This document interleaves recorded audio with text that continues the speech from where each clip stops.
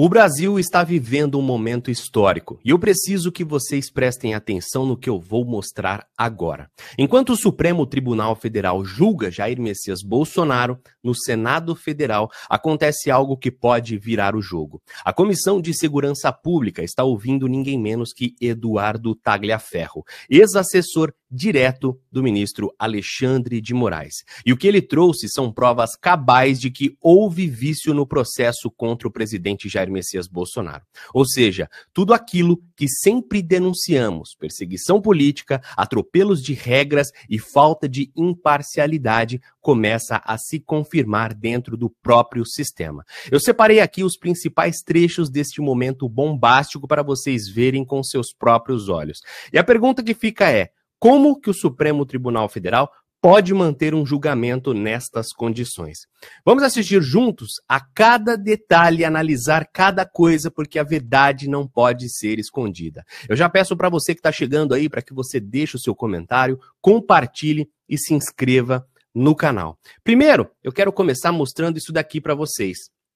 O Vinícius Carrion separou dizendo o seguinte: Tagliaferro, ex-assessor de Moraes, afirma que críticas a ministros do Supremo Tribunal Federal ou ao próprio candidato Lula eram suficientes para colocar um cidadão no radar da assessoria de Moraes. A questão é, o Eduardo Tagliaferro mostrou que, primeiro, o magistrado montava os processos de forma inversa, ou seja, primeiro ele dava a condenação e depois buscava os elementos. Acompanhe isso daqui comigo e depois eu vou mostrar todos os trechos para você entender certinho o que está acontecendo. Mas o negócio é perigosíssimo. O senhor podia explicar para a gente qual era o seu diálogo com o senhor Paulo Gonet ou com o senhor Lucas?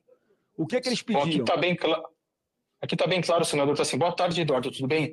Aqui quem fala é Lucas, secretário executivo da Procuradoria-Geral Eleitoral. Doutor Paulo Gonet, vice-PGE, me pediu para entrar em contato com você sobre um assunto que doutor Paulo tratou com o ministro Alexandre hoje cedo. Está aqui, ó. Eu não consegui enviar, mas a conversa está aqui, dentro do meu telefone, entendeu?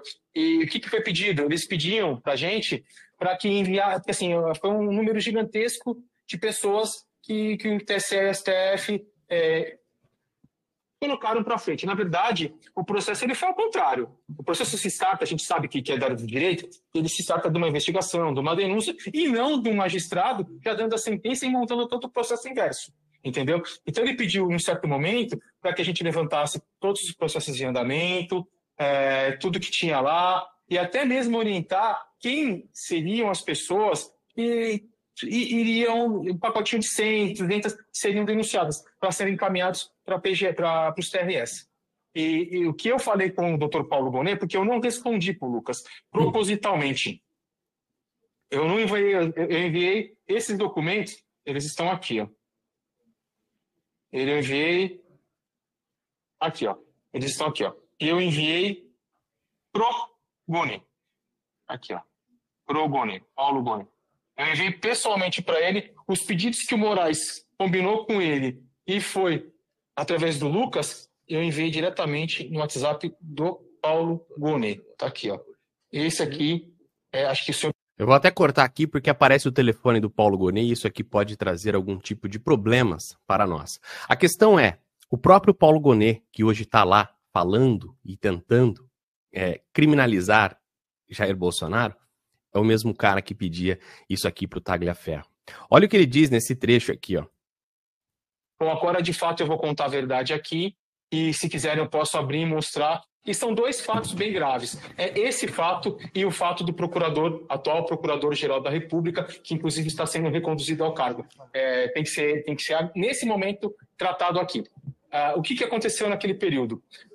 Apareceu a matéria do Amado, salvo engano, no dia 18 ou dia 19. 17 de agosto foi a matéria, a busca e apreensão foi dia 23. Exatamente, era uma coisa mais ou menos, eu tenho um pouco lembrança da data.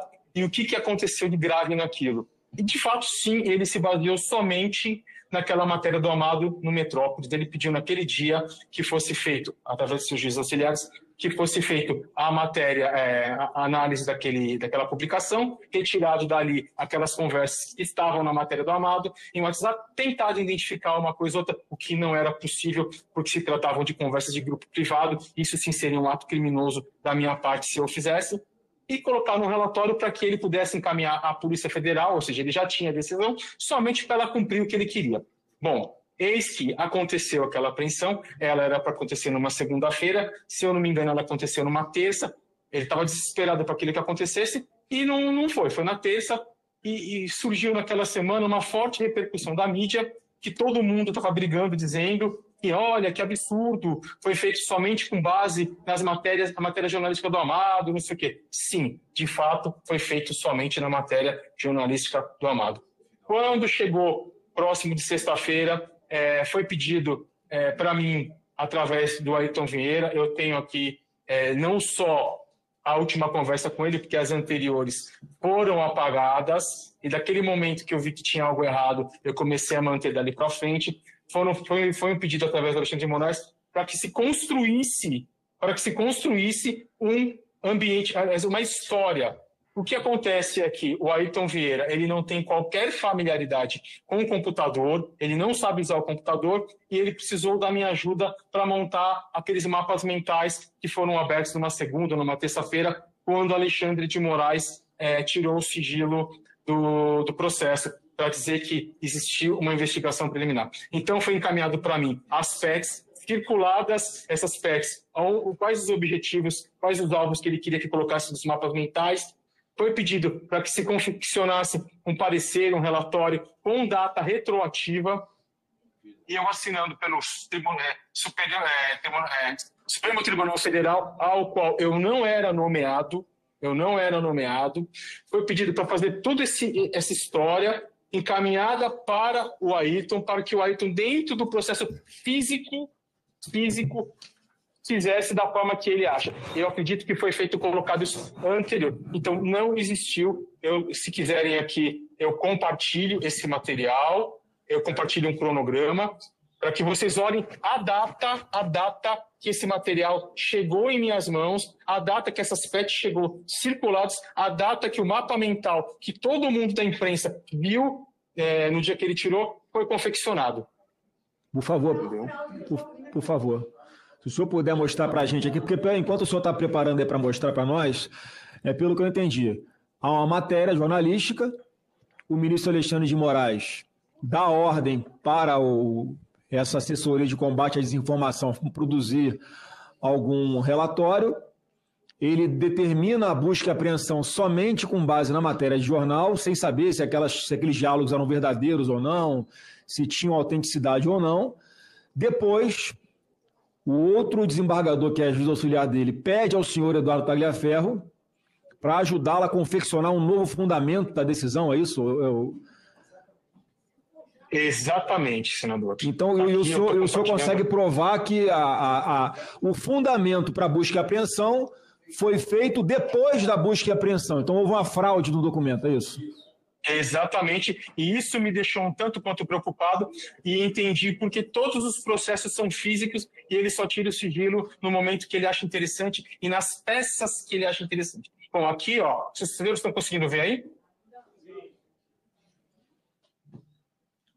Estão conseguindo ver? Sim, só sim. Para eu ter uma... Sim, pode prosseguir. Tá. Bom, isso aqui eu fiz um PDF super simples, até mesmo porque isso seria a matéria da CNN e ela se recusou a fazer. Tá? Ela me enrolou por quase 2 meses e se recusou a fazer. Então aqui mostra na data, tá? Na data aqui em que aconteceu a matéria do Amado, o link dessa data, tá?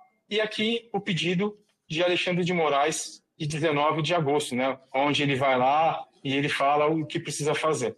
Bom, aqui tem tudo, a matéria jornalística, do dia que ele fala, que foi no dia 23/8/2022, né, que está bem aqui, que aconteceu a busca e apreensão.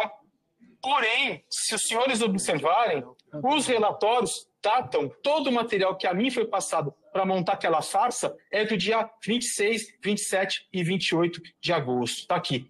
tudo preservado, tudo periciado, mostrando que não teve qualquer adulteração ou manipulação da minha parte. Então, isso aqui é só um ilustrativo. Eu vou mostrar o arquivo agora, tá? Tá aqui, ó. Mapas mentais. Se os senhores olharem, esse mapa aqui foi o mapa, não sei se os senhores se recordam, foi o mapa que estava no processo, foi um mapa mental feito por mim, nesse dia aqui, ó, 29 de agosto de 2022. O que é mapa mental? Só para que a gente possa entender. Mapa mental é um organograma ilustrativo para que as pessoas entendam os relacionamentos que, tipo, sei lá, às vezes pode ser usado para processo, pode ser usado para coisas de informática, onde a gente consiga, só de bater o olho, entender quem é o personagem e qual o relacionamento dele com a história, entendeu?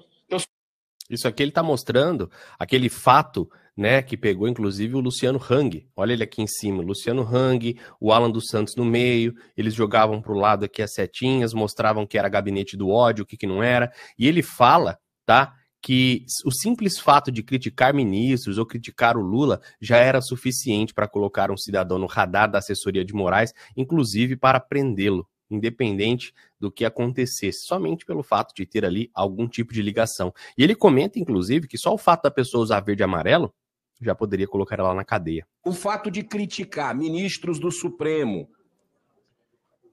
já entrava na lista negra? Sim.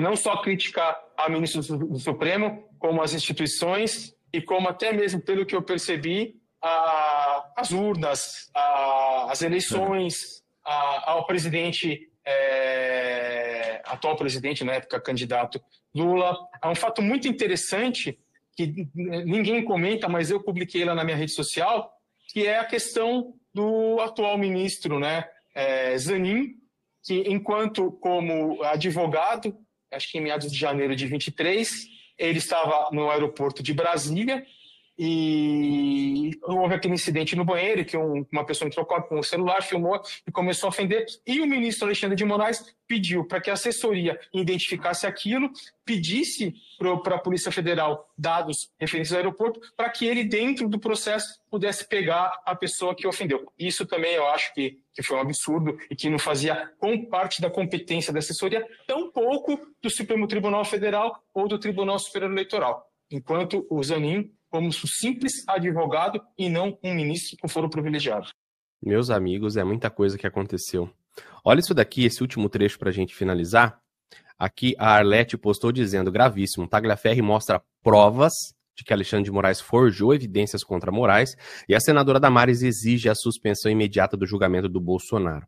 Presta atenção nesse último trechinho. Isso está no meu notebook. Diversas vezes, quando eu morava em São Paulo, antes de eu vir para cá, eu cansei de acordar às 3 da manhã, pegar todos os meus computadores, pegar os meus celulares, colocar no veículo, ir em outras ruas do condomínio, dormir no carro, dormir no meu veículo, para que, se a Polícia Federal ou qualquer outra polícia batesse na minha casa, não tivesse acesso a esse material. Era um material importantíssimo. Então, eu ficava no veículo, no meu carro, até umas 7, 8 horas da manhã, após o momento que já tinha a luz do dia, ligava para minha esposa e perguntava, posso voltar? Apareceu alguém? Fiz tudo isso justamente para preservar todo esse material, que é um material criminoso. Ó. Vocês estão vendo? Eu estou correndo na tela. Vocês estão vendo eu correndo na tela ou não estão? Está aparecendo para nós aqui a tela com os arquivos aqui, a data de modificação, o tamanho, o tipo, mas não está abrindo o arquivo, né? Então, peraí que eu vou interromper. De qualquer forma, peço que o senhor envie para a comissão esses arquivos. Sim, agora o arquivo está aí, estão conseguindo ver? Bom, vamos lá. Tem a data aqui, ó, vocês podem olhar. Ó. Esse é o grupo de WhatsApp, né? Aqui a data dele. E ele vai embora. Ó, vai embora. Entendeu? Vai embora. São mais de 1000 páginas de conversa, tá?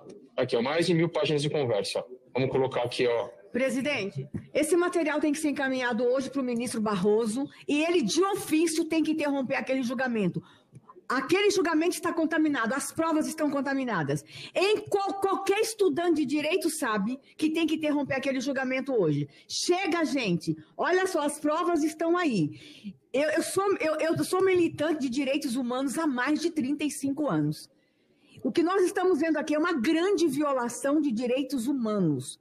Pessoas foram acusadas, busca e apreensões foram feitas. Comprovação da caça. Pessoas foram presas com provas falsas, provas forjadas por um magistrado. Esse magistrado tinha que ser preso hoje. E o ministro Barroso, olha, vou dizer uma coisa, eu tenho diferenças com Barroso, mas ele é um jurista sério. Ele teria que interromper esse julgamento hoje. O Brasil precisa ver o que nós estamos vendo aqui. Barroso tem que ter acesso a esse material hoje e tem que tomar uma providência, e o Davi Alcolumbre também. Que raio de Senado nós somos, depois de tudo isso aqui, a gente não fizer nada ainda hoje. Está aqui a minha indignação. Seu Eduardo, por favor, envia o... Meus amigos, que situação. Tem muita coisa acontecendo, provas estão sendo escancaradas e a gente não pode desistir, né? Por isso eu peço para você sempre compartilhar, e dessa vez eu vou pedir de novo, compartilhe em todos os grupos de WhatsApp que você puder, porque isso aqui tem que ser veiculado. Que coisa bizarra. Aguardaremos novas notícias vindas aqui dos Estados Unidos, coisas que o Trump pode dizer e o que pode acontecer nesse próximo cenário dessa novela chamada Brasil. Se inscreva, compartilhe e nós nos vemos no próximo vídeo, se Deus quiser. Um grande abraço e tamo junto.